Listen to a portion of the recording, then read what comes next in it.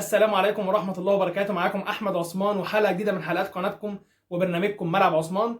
وزي ما احنا متعودين نبدأ بأفضل شيء وهو الصلاة على النبي، ونقول اللهم صل وسلم وزد وبارك على سيدنا محمد وعلى آله وصحبه وسلم تسليما كثيرا. فيديو النهارده كالعادة هنتكلم عن فانتسي الدوري الإنجليزي وملخص للجولة رقم 6 وأفضل تشكيل بقى ونصايح للجولة رقم 7. بس سريعا كده، طالما وصلك الفيديو يا صاحبي ما تنساش تعمل لايك للفيديو وسبسكرايب للقناه اللي لسه ما اشتركش في القناه، وفعل زر الجرس على الكل عشان يوصلك جديدنا ان شاء الله اول باول. وفي البدايه طبعا زي ما انا متعود، حابب اشكر كل الناس والدعم اللي بيوصلني من كل الناس في كل حته، سواء على الواتساب او كمان على الفيسبوك او هنا في الكومنتات في اليوتيوب. فانا بشكركم جدا جدا جدا ومنتظر منكم الكتير الفتره اللي جايه، وان شاء الله دايما نكون كده عند حسن ظنكم. اي حاجه انت طالبها، حاجه عايز نتكلم عنها، اعمل لها فيديو، اعمل حلقه عنها، سيب لي كومنت وانا ان شاء الله يعني باذن الرحمن هعمل اللي انتوا عايزينه باذن الله، طالما في دعم وطالما في تفاعل على القناه باذن الرحمن. ويلا بينا عشان ما نطولش حضراتكم نخش في موضوع الفيديو على طول. يلا بسم الله الرحمن الرحيم. اهلا بحضراتكم مره تانية. طبعا بعد نهايه الجوله رقم 6 طبعا يعني فيها خوازيق كعادة اي جولة في الفانتسي، وفيها برضو يعني نجوم كتير في الجولة دي هنتكلم عنهم، وهنتكلم عن الجولة بشكل كده ملخص نوعا ما عشان نتكلم برضو وندي الجولة السابعة حقها شوية. اول حاجه هنبدا بيها زي ما احنا متعودين، هنبدا طبعا ب يعني الجدول الترتيب او جدول الدوري الانجليزي بعد نهايه الجوله رقم 6. هنتكلم كده عن الجدول. في الصداره ارسنال ب 15 نقطه بالرغم من الخساره النهارده امام مانشستر يونايتد، ولكن لسه بيتربع على عرش الترتيب ب 15 نقطه من 6 مباريات. في المركز الثاني مانشستر سيتي برصيد 14 نقطه. في المركز الثالث توتنهام برصيد 14 نقطه. في المركز الرابع برايتون برصيد 13 نقطة. في المركز الخامس مانشستر يونايتد برصيد 12 نقطة. في المركز السادس تشيلسي برصيد 10 نقاط. دول كده التوب 6 بتوع الدوري الإنجليزي. نخش بعد كده على ترتيب الهدافين بعد برضو نهاية الجولة رقم 6.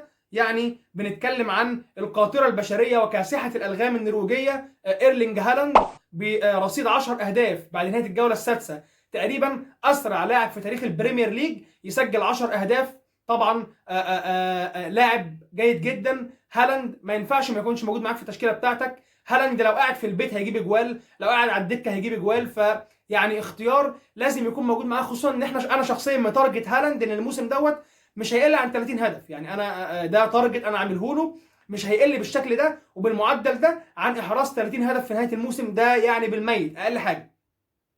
فهالاند 10 اهداف في رصيد الهدافين. مركز اول الكسندر متروفيتش 6 اهداف، وهاري كين 5 اهداف، وايفان توني المتالق واللي احرز هاتريك في اخر مباراه 5 اهداف. بعد كده بيجي ماك اليسير لاعب برايتون برصيد 4 اهداف، ورودريجو 4 اهداف، ويلفريد زاها برضو 4 اهداف. دول كده هدافي البريمير ليج بعد نهايه الجوله السادسه او في اول 6 جولات. نخش على الحاجه الرقميه الاخيره، وهي طبعا ترتيب دوري ملعب عثمان. وبالمناسبه هسيب لكم الكود بتاع الدوري في الديسكريبشن، لو لسه ما اشتركتش في الدوري خش انضم واشترك دلوقتي حالا وانت بتتفرج معايا. الدوري بقى مشتعل والمنافسه يعني على التوب 6 بقت مشتعله في الترتيب.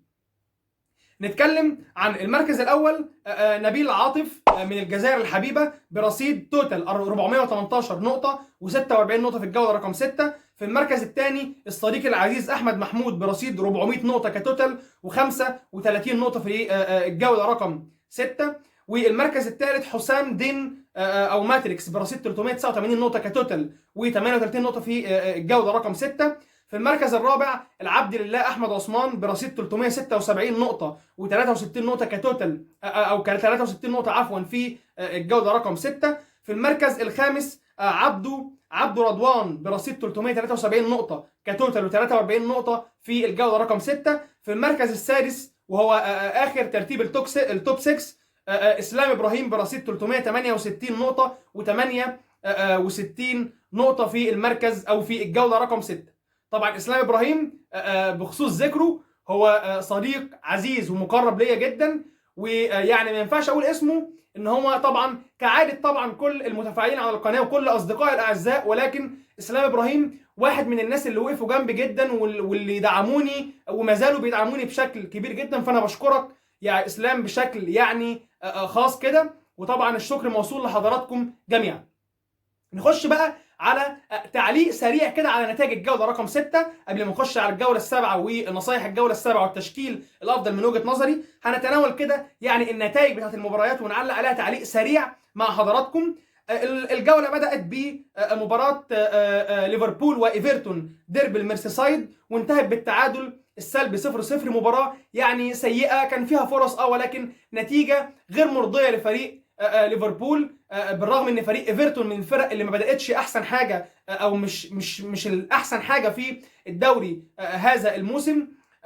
فتعادل مخيب للامال وفقد نقطتين جداد في صداره او في مشوار يعني التتويج ببطوله الدوري اللي كده بيبعد عنها ليفربول بدري بدري يعني عن المنافسه، وان يكون في زمره المنافسه مع الكبار في المقدمه. الجوله او المباراه الثانيه كانت برينتفورد وليدز يونايتد اللي انتهت بفوز برينتفورد 5-2 في مباراه تالق فيها ايفان توني واحرز هاتريك. المباراه بقى كانت مباراه تشيلسي وويست هام، انتهت بفوز تشيلسي 2-1، احرز الاهداف كي هافرتس وتشيلويل. بعد كده مباراه نيوكاسل وكريستال بالاس انتهت بتعادل السلبي 0-0، ونوتنجهام فورست وامام بورنموث انتهت بفوز بورنموث على نوتنجهام فورست 3-2. ومباراه السبيرز توتنهام امام فولهام انتهت بفوز توتنهام 2-1، مباراه سجل فيها هاري كين لتوتنهام وسجل فيها كمان متروفيتش لفريق فولهام. بعد كده الولفز وساوثهامبتون انتهت بفوز الولفز 1-0 بهدف بودنس.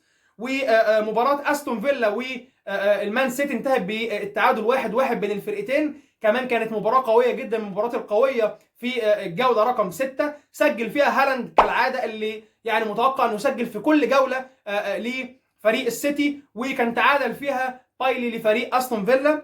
مباريات اخر مباراتين في الجوله رقم 6 كانت مباراه برايتون امام ليستر سيتي انتهت بنتيجه 5-2، مباراه تالق فيها ماك وتالق فيها برضو تروسارد وتالق فيها يعني جروس.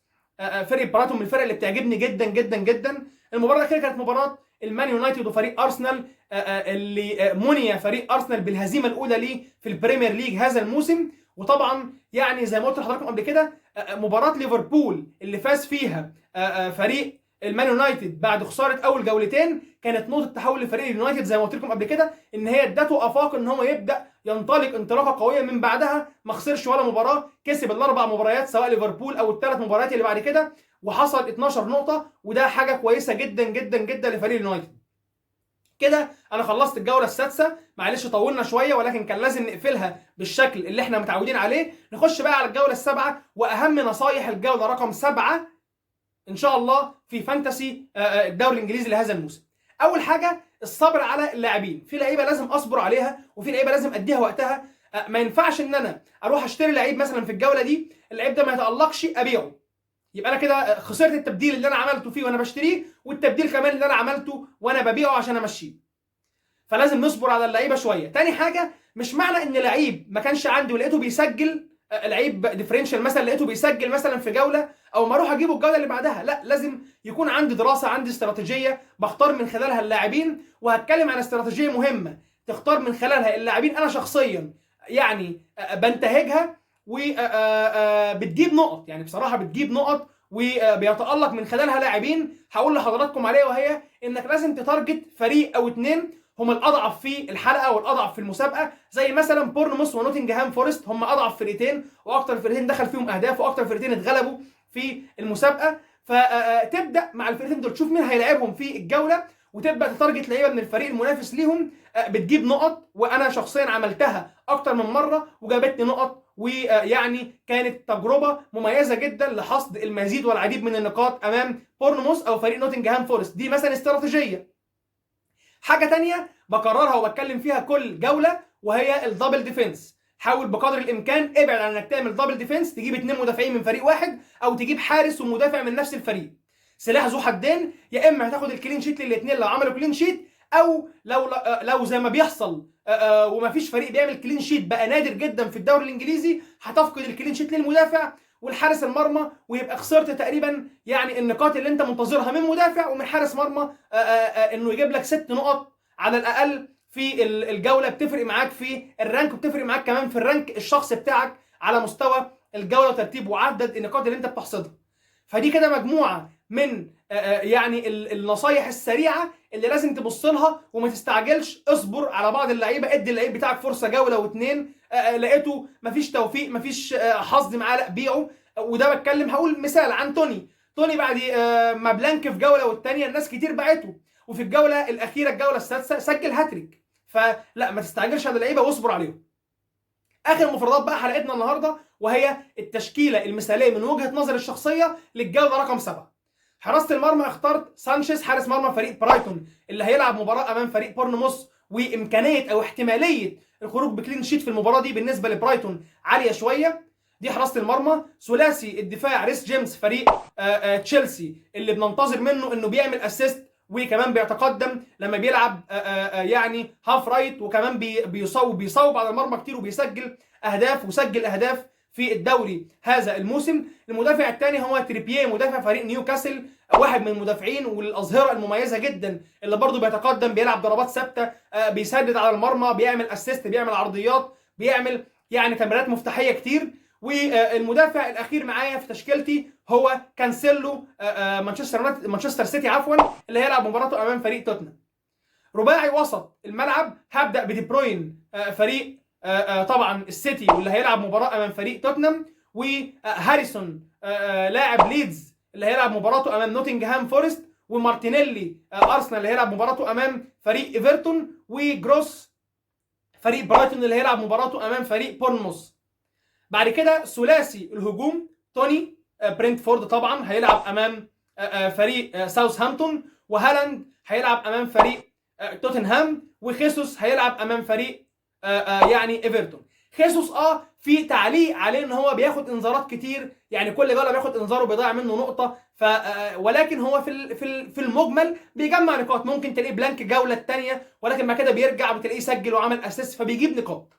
دي كده انا يعني ارجو اكون وفقت في عرض سريع ومختصر بقدر الامكان للجوله رقم 6 بشكل عام، ونصايح للجوله السابعه، وكمان التشكيل الافضل بالنسبه من وجهه نظري الشخصيه للجوله السابعه. اشوف حضراتكم ان شاء الله في فيديوهات جايه كتير، وما تنساش يا صاحبي تعمل لايك للفيديو وسبسكرايب للقناه لو لسه ما اشتركتش، واشوفكم ان شاء الله على خير. وباذن الله قبل الجوله برضو السابعه ما تبدا بيوم ولا بيومين هعمل لكم ان شاء الله حلقه تانية هتكلم فيها فقط عن الجوله رقم 7 باذن الرحمن. اشوف حضراتكم ان شاء الله على خير، والسلام عليكم ورحمه الله تعالى وبركاته.